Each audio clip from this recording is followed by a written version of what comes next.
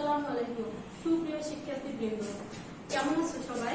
আশা করি ভালো আছো, সুস্থ আছো। আমি আল্লাহর রহমতে ভালো আছি।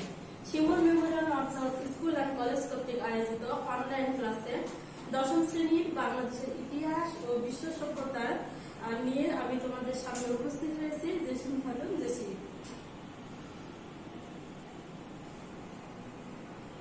আচ্ছা, আশা করছি তোমরা বাসায় বসে থেকে পড়াশোনা করছো এবং একটু করে অবশ্যই আমাদের সাথে নিয়মিত ক্লাস দেখার জন্য প্রস্তুত আছো।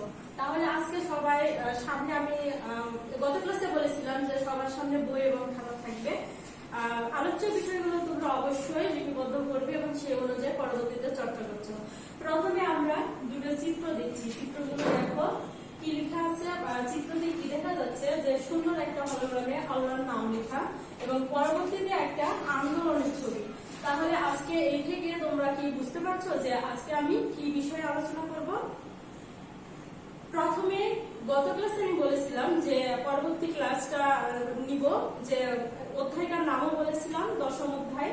এই অধ্যায় এমন একটা আন্দোলন যেটা ইংরেজ শাসনামলে হয়েছিল, যেটাকে মুসলিম বিশ্বের অর্থাৎ ইসলামী স্বরূপ হিসেবে আন্দোলন পরিচালিত হয়েছিল এবং ইসলামী রূপ এখানে প্রকাশ পেয়েছিল। তাহলে এই থেকে অবশ্যই আমরা বুঝতে পারছি যে খিলাফত আন্দোলনের কথা বলছি এবং তার সাথে অসহযোগ আন্দোলনও এখানে উল্লেখ করা আছে। অধ্যায়ের নামটা আরেকবার তাহলে স্মরণ করে দিই, দশম অধ্যায়। ওকে, কি বলছিলাম? অধ্যায়ের নামটা দশম অধ্যায়, ইংরেজ শাসন আমলে স্বাধিকার আন্দোলন। আজকের পাঠ শেষে তোমরা কি জানতে পারবে? ইংরেজ শাসন আমলে বাংলার স্বাধিকার ও রাজনৈতিক আন্দোলন এবং এর ফলাফল মূল্যায়ন করতে পারবে। ইংরেজ শাসন আমলে বিভিন্ন আন্দোলন সম্পর্কে জানতে পারবে। আলোচ্য বিষয় খিলাফত ও অসহযোগ আন্দোলন। খিলাফত আন্দোলনের কারণ, বাংলায় খিলাফত আন্দোলন, বাংলার সশস্ত্র আন্দোলন, সশস্ত্র আন্দোলন ব্যর্থতার কারণ। প্রথমে একটা চিত্র দেখতে পাচ্ছ, এখানে কি লেখা আছে? ইংরেজিতে লেখা আছে খিলাফত মুভমেন্ট। খিলাফত আন্দোলনের সময় যে জনসভা বা যে আয়োজন হয়েছিল তা ঠিক এইরূপ ছিল এবং তৎকালীন যে আন্দোলনকারীরা বিপ্লবীরা যে ধরনের সংগঠন তৈরি করেছিল তার একটা রূপ এখানে দেখতে পাচ্ছ। খিলাফত ও অসহযোগ আন্দোলন। আচ্ছা, খিলাফত কথাটা কোত্থেকে আসছে?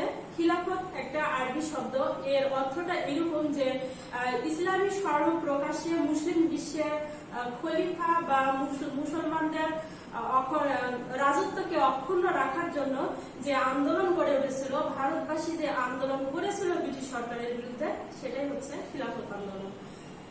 খিলাফত এবং অসহযোগ আন্দোলন সর্বপ্রথম হিন্দু মুসলিম একদম মিলিতভাবে এই সংগ্রামে অংশগ্রহণ করে এবং ভারতীয় রাজনৈতিক ইতিহাসে খিলাফত ও অসহযোগ আন্দোলন সংঘটিত হওয়ার ঘটনাটা একটা গুরুত্বপূর্ণ ছিল এবং পরবর্তী রাজনৈতিক ইতিহাসে এটা যে তাৎপর্যটা বহন করে তা এখন তোমরা জানতে পারবে। খিলাফত আন্দোলন সর্বপ্রথম এই জন্য শুরু হয়েছিল যে তুরস্কের খলিফা এবং তুরস্কের অখণ্ডতা রক্ষা করার জন্য এই আন্দোলনটা গড়ে ওঠে।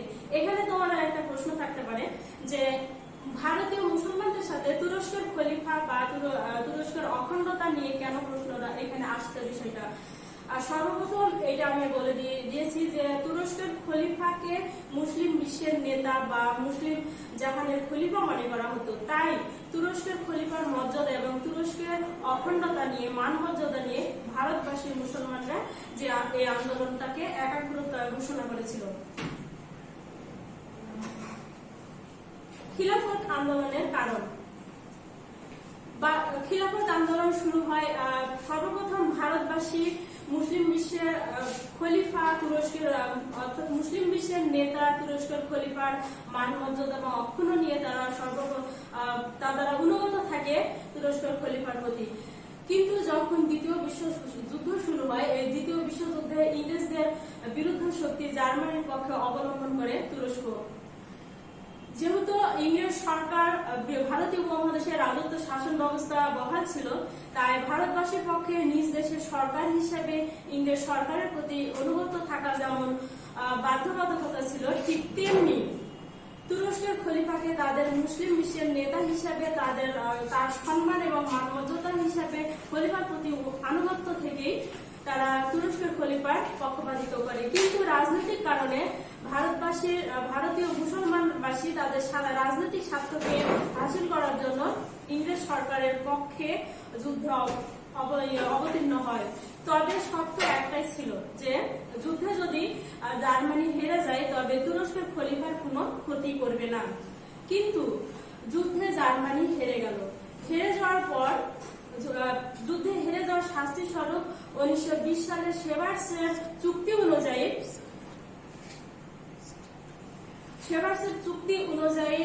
খলিফার শাস্তি দণ্ড স্বরূপ খলিফাকে তুরস্কের খণ্ড বিখণ্ডতা এবং খলিফার মানমর্যাদা নিয়ে প্রশ্ন ওঠে। যে কারণে মুসলিম বিশ্বের নেতৃবৃন্দ তুরস্কের খলিফার অখণ্ডতা নিয়ে এবং পরবর্তীতে এই আন্দোলনটাকে বেগবান করে এবং ইংরেজ সরকারের বিরুদ্ধে তারা দুর্বার আন্দোলন করে তোলে। এবং এই খিলাফত আন্দোলনের নেতৃত্বে আসেন দুই ভাই, মাওলানা শওকত আলী এবং মাওলানা মোহাম্মদ আলী। বাংলায় খিলাফত আন্দোলন। বাংলায় ভারতবাসী যখন খিলাফত আন্দোলন শুরু করে তখন অত্র বাংলা অঞ্চলে এই আন্দোলনটা ছড়িয়ে পড়ে এবং সুপ্রিয় শিক্ষার্থীবৃন্দ, কি বলছিলাম? বাংলায় খিলাফত আন্দোলনের শুরু হওয়ার প্রসঙ্গ। 1919 সালে 18 ডিসেম্বর অনুষ্ঠিত সভায় কমিটি গঠন 18 ডিসেম্বর একটা কমিটি গঠন করা হয়। সেই কমিটিতে খিলাফত আন্দোলনের নেতা মাওলানা মোহাম্মদ আলী ও মাওলানা শওকত আলীর মুক্তির দাবি জানানো হয়। মাওলানা শওকত আলী এবং মাওলানা মোহাম্মদ আলীকে গ্রেপ্তার করা হয় খিলাফত আন্দোলনের নেতৃত্ব দেওয়ার জন্য এবং যখন তাদের এই মুক্তির দাবি জানানো হয় সে প্রসঙ্গে 1920 সালে খিলাফত ইস্তিহার প্রকাশ করা হয়। খিলাফত এবং সরকারের বিরুদ্ধে অসহযোগ আন্দোলনের আহ্বান জানানো হয়। এই খিলাফত আন্দোলন সরকারের বিরুদ্ধে যে বিপ্লবীরা খিলাফত ইস্তিহার প্রকাশ করলো এবং সরকারের বিরুদ্ধে অসহযোগ আন্দোলনের আহ্বান জানানো, তার প্রেক্ষাপটে ইংরেজ সরকারের দমন নীতি এবং নিপীড়নমূলক কার্যকলাপ শুরু হয়ে যায়, যার কারণে মুসলিম বিশ্বে হিন্দু মুসলিম ঐক্যবদ্ধভাবে খিলাফত অসহযোগ আন্দোলনে অংশগ্রহণ করে। 1920 সালের মার্চ মাসে মাওলানা মোহাম্মদ আলী ঢাকায় আসেন এবং ব্রিটিশ সরকারের বিরুদ্ধে চূড়ান্ত সিদ্ধান্ত উপনীত হন যে খিলাফত অক্ষুণ্ণ না হওয়া পর্যন্ত সরকারের প্রতি আনুগত্য থাকা তাদের পক্ষে সম্ভব না, ভারতবাসী মুসলমানদের পক্ষে সম্ভব না। এছাড়াও ওই বছরে 13 এপ্রিল জালিয়ানওয়ালাবাগের হত্যাকাণ্ডের প্রতিবাদে এক সভা অনুষ্ঠিত হয়। এভাবেই বাংলায় খিলাফত আন্দোলন শুরু হয়। অসহযোগ আন্দোলন। ব্রিটিশ সরকারের বিরুদ্ধে কংগ্রেসের অসহযোগ আন্দোলনের পেছনে বিভিন্ন কারণ ছিল। কি কারণ ছিল? 1920 সালে মহাত্মা গান্ধী অসহযোগ আন্দোলনের ডাক দেন। 1919 সালে সরকার সংস্কারমূলক আইনের ব্যবস্থা করে। এই আইনটা ঠিক এরকম ছিল যে মুসলমানদের এইরকম কোন ব্যক্তিকে গ্রেপ্তারি পরোয়ানা ছাড়াই গ্রেপ্তার করা এবং কোন সাক্ষ্য প্রমাণ ছাড়াই আদালতে দণ্ডবিধি করার ক্ষমতা পুলিশকে দেওয়া হয়েছিল, যেটাকে বলা হয় রাওলাট আইন। এই রাওলাট আইনের বিরুদ্ধে ভারতবর্ষের সর্বস্তরের মানুষ বিক্ষুব্ধ হয়ে ওঠে এবং পরবর্তীতে অসহিংস আন্দোলনের মাধ্যমে মহাত্মা গান্ধী ডাক দেন যে নিপীড়নমূলক আইনের বিরুদ্ধে ভারতবর্ষের মুসলমান জনগোষ্ঠীকে ঐক্যবদ্ধ হতে হবে এবং 1919 সালের 6 এপ্রিল এই লক্ষ্যে হত্যা পালন হয়। সেই হত্যা পালন হওয়ার কালে যেমন ভারতবর্ষের অন্যান্য অঞ্চলেও হরতাল পালিত হচ্ছিল, ঠিক একইভাবে পাঞ্জাবের অমৃতসরেও হরতাল পালিত হচ্ছিল এবং আন্দোলন সেখানেও তুমুল রূপ ধারণ করে। ঠিক ওই পর্যায়ে জেনারেল ডায়ারের নির্দেশে এক গোষ্ঠী নিরস্ত্র মানুষের উপরে নৃশংসভাবে হত্যাকাণ্ড চালানো হয়, যেটাকে ইতিহাসে বলা হয় জালিয়ানওয়ালাবাগের হত্যাকাণ্ড। এই জালিয়ানওয়ালাবাগের হত্যাকাণ্ডের প্রতিবাদে বিশ্বকবি রবীন্দ্রনাথ ঠাকুর তার নাইট উপাধি বর্জন করেন। এখানে কয়েকটা গুরুত্বপূর্ণ কোশ্চেন আমি বলেছি: রাওলাট আইন, জালিয়ানওয়ালাবাগের হত্যাকাণ্ড এবং বিশ্বকবি রবীন্দ্রনাথ ঠাকুরের নাইট উপাধি বর্জন। নাইট উপাধি বর্জন করেন কত সালে? 1919 সালে। কেন করেন? জালিয়ানওয়ালাবাগের হত্যাকাণ্ডের প্রতিবাদে তিনি নাইট উপাধি বর্জন করেন। এছাড়া রাওলাট আইন হচ্ছে কি? রাওলাট আইন কি? রাওলাট আইন এমন একটি আইন যে কোনো ব্যক্তিকে গ্রেপ্তারি পরোয়ানা ছাড়াই গ্রেপ্তার করা অথবা দণ্ড কোনো সাক্ষ্য প্রমাণ ছাড়াই দণ্ডবিধি করার ক্ষমতা সরকারের পুলিশকে দেয়। এই অত্যাচারী পুলিশের বিরুদ্ধে বিপ্লবীরা লাল বাংলা শীর্ষক প্রচারপত্র প্রকাশ করেন এবং এই পুলিশের বিরুদ্ধে বিপ্লবী কর্মকাণ্ড তৎপরতা চালাতে থাকেন। পুলিশের দমন নীতি এবং নির্যাতনের পাশাপাশি সে সময় ভারতবর্ষের অত্র অঞ্চলে অর্থনৈতিক মন্দা দেখা দেয় এবং পরবর্তীতে এই অর্থনৈতিক মন্দা দ্রব্যমূল্য বৃদ্ধি পেলে মহাত্মা গান্ধী অসহযোগ আন্দোলনের গণসহিংসতার পথ বেছে নেন এবং এই গণসহিংসতা আন্দোলনের 1920 সালে খিলাফত এবং অসহযোগ আন্দোলনের যে নেতৃবৃন্দরা ঐক্যবদ্ধ হয়ে আন্দোলনে অংশগ্রহণ করেছিলেন তারাই পরবর্তীতে 1921 থেকে 22 সালের মধ্যে দুর্বার আন্দোলন গড়ে তোলেন এবং 1923 সালে যে মহাত্মা গান্ধীর অসহিংস আন্দোলনটা সর্বভারতীয় গণ আন্দোলনে রূপ নেয়। খিলাফত ও অসহযোগ আন্দোলনের তাৎপর্য। আচ্ছা, খিলাফত এবং অসহযোগ আন্দোলন যেটা ভারতবর্ষ হয়েছিল আসলে তার পরবর্তীতে যেটা রাজনৈতিকভাবে কি গুরুত্ব বহন করে। খিলাফত এবং অসহযোগ আন্দোলনের বিভিন্ন গুরুত্বপূর্ণ দিক ছিল, যেমন এই আন্দোলনের মাধ্যমে সর্বপ্রথম ভারতবর্ষের হিন্দু মুসলমান উভয় সম্প্রদায় প্রথমবারের মতো ব্রিটিশ বিরোধী আন্দোলনে একত্রে যোগদান করে। হিন্দু মুসলমান প্রথমবারের মতো ঐক্যবদ্ধ হয়। এছাড়া কিছুদিনের জন্য ব্রিটিশদের বিভেদ ও শাসন নীতি বন্ধ হয়ে থাকে। খিলাফত এবং অসহযোগ আন্দোলনের মাধ্যমে হিন্দু মুসলমানের ঐক্য এবং সম্প্রীতি স্থাপন হয়। অপরদিকে এই আন্দোলনের ঐক্যবদ্ধতা ব্রিটিশ সরকারকে ব্যতিব্যস্ত করে রাখে। খিলাফত এবং অসহযোগ আন্দোলনে শুধুমাত্র যে মুসলমান যুবকদের অংশগ্রহণই ছিল তা নয়, এটা সর্বস্তরের জনগণই এই আন্দোলনের মাধ্যমে বেরিয়ে আসে। এছাড়াও এই আন্দোলনটাকে হিন্দু মুসলিমের ঐক্য যে ছিল সেটাকে কিন্তু ছিল খুবই ক্ষণস্থায়ী। যে খিলাফত এবং অসহযোগ আন্দোলন ব্যর্থ হওয়ার সাথে সাথে আবার হিন্দু মুসলিম উভয় সম্প্রদায়ের পথ আলাদা হয়ে যায়। বাংলায় সশস্ত্র বিপ্লবী আন্দোলন। বাংলার সশস্ত্র বিপ্লবী আন্দোলনটা এভাবে হয়েছিল যে স্বদেশী আন্দোলন ব্যর্থতা পর্যবেসিত হওয়ার পর স্বাধীনতাকামী যুব সমাজকে এই সশস্ত্র বিপ্লবের পথ বেছে নিতে বাধ্য করে। কেন করে? যে সশস্ত্র সংগ্রামের মাধ্যমে দেশকে স্বাধীন করাই ছিল এই শিক্ষিত যুব সমাজের মূল লক্ষ্য, যার কারণে তারা এই সশস্ত্র বিপ্লবী পথ বেছে নেন। সশস্ত্র বিপ্লবী আন্দোলন কি? ভারতবর্ষকে ব্রিটিশ সরকারের দখলমুক্ত করার জন্য বিপ্লবী সমাজ যে গোপন সশস্ত্র সংগ্রামে লিপ্ত হয় সেটাকেই সশস্ত্র বিপ্লবী আন্দোলন বলা হয়। এই আন্দোলনটা ছিল ধীরে ধীরে এইরকম যে বিভিন্ন অঞ্চলে বোমা হামলা, ডাকাতি, অস্ত্র লুটপাট এইভাবে এই আন্দোলনটাকে পরবর্তীতে পর্যবসিত হয় এবং ধীরে ধীরে প্রকাশ পেতে থাকে সশস্ত্র বিপ্লবী আন্দোলন। 1911 সালে বঙ্গভঙ্গ রদ যখন হয় ঠিক তার আগে এই আন্দোলন কিছুটা থেমে যায়। এর প্রথম পর্যায়টা ছিল 1911 সালে। 1911 সালে এই আন্দোলনের শীর্ষ কিছু নেতারা চলে আসে এই আন্দোলনের মধ্যে, সশস্ত্র বিপ্লবী আন্দোলনের মধ্যে। তার মধ্যে ছিলেন অরবিন্দ ঘোষ এবং পুলিন বিহারী দাস অন্যতম। পুলিন বিহারী দাস ছিলেন ঢাকার অনুশীলন সমিতির অন্যতম সংগঠক। এরা বোমা তৈরি থেকে শুরু করে অস্ত্র সংগ্রহের মতো দুঃসাহসী কার্যকলাপ চালিয়ে যেতে থাকে এবং সশস্ত্র আক্রমণ, গুপ্ত হত্যা, বোমাবাজি প্রভৃতি কার্যকলাপের মাধ্যমে ব্রিটিশ সরকারকে সর্বত্র ব্যতিব্যস্ত করাই ছিল তাদের প্রধান লক্ষ্য এবং তাদের লক্ষ্য ছিল ইংরেজ সরকারের হাত থেকে ভারতবর্ষকে দখলমুক্ত করা, যার কারণে তারা এই পথটা বেছে নিয়েছিলেন।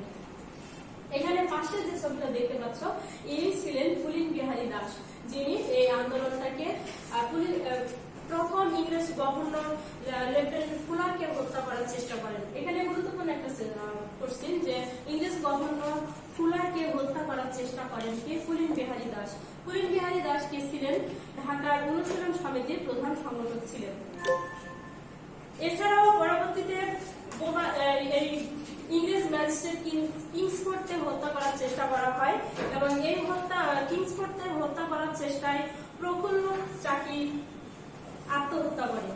ধরা পড়ার ভয়ে তিনি নিজে আত্মহত্যা করেন এবং পরবর্তীতে অন্য যারা বিপ্লবী ছিলেন তাদেরকে গ্রেপ্তার করা হয় এবং বিভিন্ন দণ্ডে দণ্ডিত করা হয়। এখানে প্রথমে তোমরা যে ছবিটা দেখতে পাচ্ছ, ইনি হলেন সেই বিপ্লবী প্রফুল্ল চাকি। প্রফুল্ল চাকি কাকে হত্যার চেষ্টা করেন? ইংরেজ ম্যাজিস্ট্রেট কিংসফোর্ডকে। এখানে একটা প্রশ্ন যে কিংসফোর্ডকে কে হত্যার চেষ্টা করেন? প্রফুল্ল চাকি। কোশ্চেনগুলো তোমরা অবশ্যই খাতায় লিখে রাখবে এবং মনোযোগ সহকারে মনে রাখবে। এছাড়া পরবর্তীতে যে বিপ্লবীরা যখন কারাবন্দী হয়, কারাবন্দী হওয়ার পরে এই অবস্থায় চরম নির্যাতন এবং পুলিশি নিপীড়নের মাঝে এই আন্দোলনটা কিছুটা থেমে যায়, কিন্তু পরবর্তীতে আবার দ্বিতীয় পর্যায়ে আন্দোলন শুরু হয় 1912 সালে। 1912 সালে আন্দোলনটা শুরু হয়ে কলকাতা, এটা ছিল কলকাতা কেন্দ্রিক, কিন্তু পরবর্তীতে পূর্ব বাংলার খুলনা, যশোর এবং কলকাতা সহ বোমা হামলা এবং ডাকাতি, অস্ত্র আক্রমণ থেকে গোলা বারুদ, এভাবে এই কার্যকলাপটা আবারও মাথাচাড়া দিয়ে ওঠে এবং তারা পরবর্তীতে পরিকল্পনা করেন লর্ড হার্ডিঞ্জকে হত্যা করার। লর্ড হার্ডিঞ্জকে হত্যা করার জন্য যিনি সর্বাত্মক সাহসী পথ বেছে নেন তিনি হলেন বিপ্লবী রাসবিহারী বসু।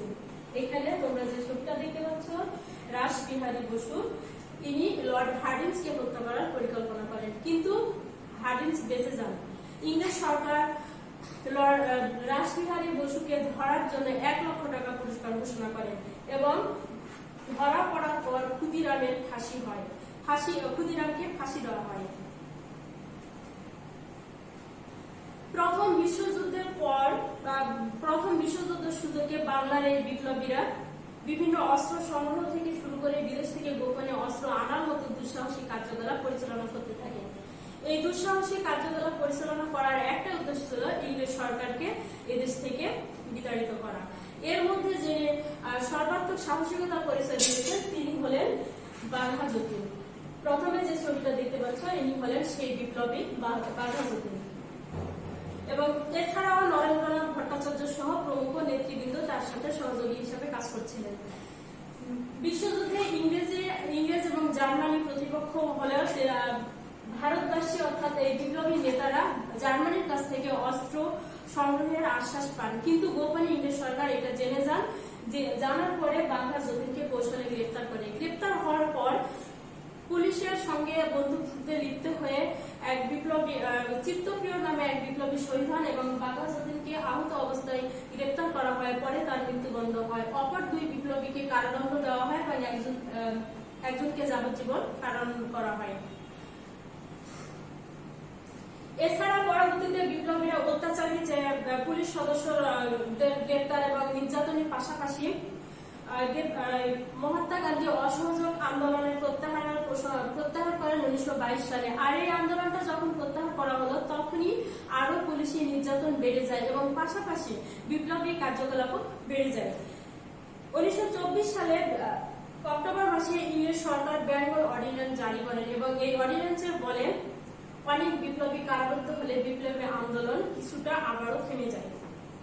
মহাত্মা গান্ধী পরবর্তীতে 1930 সালে আইন অমান্য আন্দোলন শুরু করলেন এবং এই আইন অমান্য আন্দোলন শুরু করার সঙ্গে সঙ্গে বাংলার বিপ্লবী কর্মকাণ্ড আবারও বৃদ্ধি পেতে থাকে। সেই সময় যে বিপ্লবী সংগ্রাম উঠে এসেছিল তখন বাংলা শক্তিশালী ওঠে। বাংলায় বিপ্লবীরা আবারও নতুন ভাবে চেতন এবং উদ্দীপনায় বিপ্লবী কর্মকাণ্ড শুরু করে। ঠিক এই তরুণরা যে মৃত্যু ভয়কে তুচ্ছ করে এই সশস্ত্র কর্মকাণ্ড চালিয়ে যাচ্ছিলেন, তার মধ্যে এমন একজন দুঃসাহসী বিপ্লবী ছিলেন সূর্য সেন, যাকে মাস্টারদা বলা হতো। তিনি মাস্টারদা সূর্য সেন, তিনি পরবর্তীতে মাস্টারদা নামেই পরিচিত হয়ে ওঠেন। এই সূর্য সেনের তিনি ছিলেন চট্টগ্রামকে ব্রিটিশ শাসন মুক্ত করার জন্য তিনি এই সংগ্রামে পথ বেছে নেন। মাস্টারদা নামে পরিচিত হওয়া এই সূর্য সেন একটা সংগঠন তৈরি করেন এবং তার সংগঠনের অন্যতম সহযোগী ছিলেন অম্বিকা চক্রবর্তী এবং অনুরূপ সেন। তাদের সহযোগিতায় তিনি এবং তার সংগঠন বারবার ব্রিটিশ সরকারের নজরে আসেন এবং গ্রেপ্তার হন। সাক্ষ্য প্রমাণের অভাবে পরবর্তীতে তিনি মুক্তি পেয়ে যান। পরবর্তীতে সূর্য সেন চট্টগ্রামকে ব্রিটিশ শাসনমুক্ত করার জন্য একটি সংগঠন গড়ে তোলেন, চট্টগ্রাম বিপ্লবী বাহিনী। এই বাহিনীটাকে বলা হতো সূর্য সেনের আত্মঘাতী বাহিনী। পরবর্তীতে এই আত্মঘাতী বাহিনীর নাম হয় চিটাগাং রিপাবলিকান আর্মি। সূর্য সেনের চিটাগাং রিপাবলিকান আর্মি বাহিনী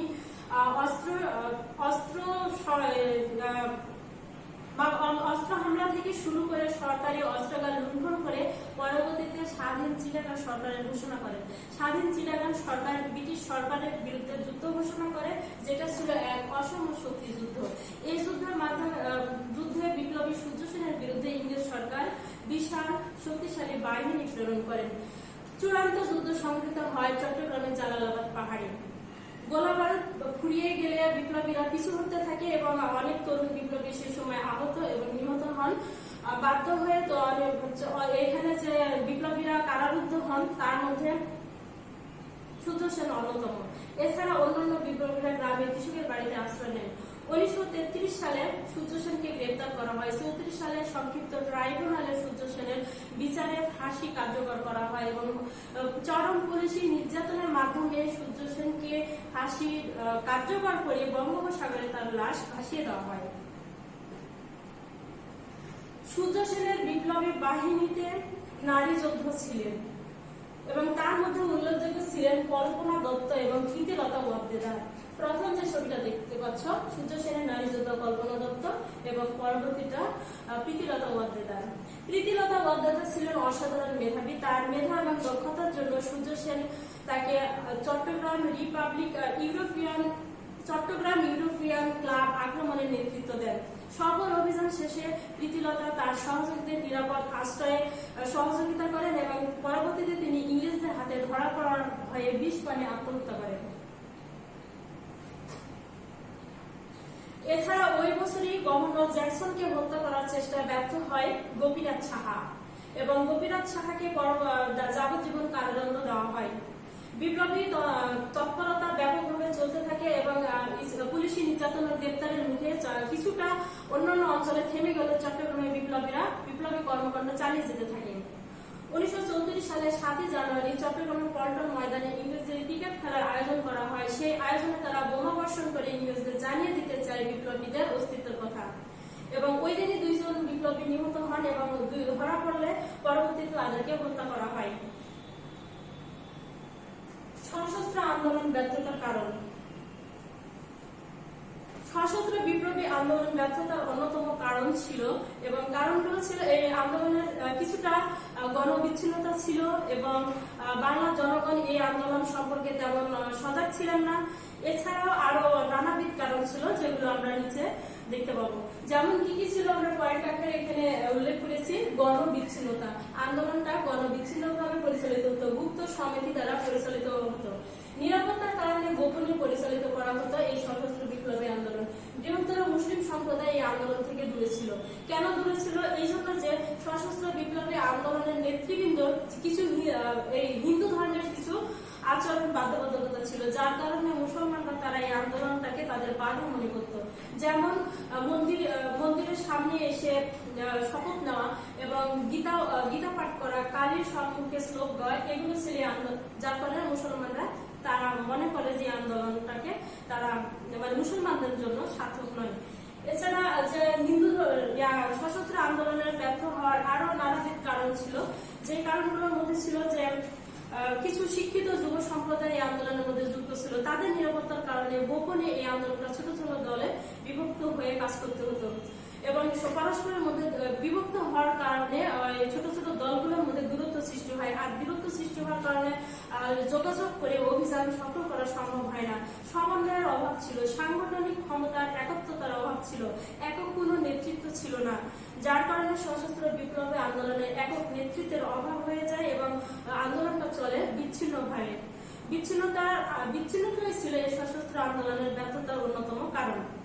তাছাড়া সরকারের কঠোর দমন নীতি এবং অত্যাচারের পাশে জনবিচ্ছিন্নভাবে আন্দোলনটা পরিচালিত হতে থাকে। বিপ্লবীরা কোণঠাসা হয়ে পড়ে। এই অবস্থায় যে সশস্ত্র বিপ্লবী আন্দোলন সম্পূর্ণ সফল হয় না। সফল না হলেও বিপ্লবীদের আত্মাহুতি এবং তাদের দেশপ্রেম এবং পরাধীনতার শৃঙ্খল থেকে ব্রিটিশ সরকারের বিরুদ্ধে লড়াই করা তা পরবর্তীতে ভারতবর্ষী মুসলমানদের জন্য স্বাধীনতার পথ দেখিয়ে দিয়েছিল। প্রত্যক্ষভাবে না হলেও সশস্ত্র বিপ্লবী আন্দোলন পরোক্ষভাবেও সফল হয়েছিল। আজকের আলোচনায় এ পর্যন্ত ছিল। এরপর আমরা দেখব যে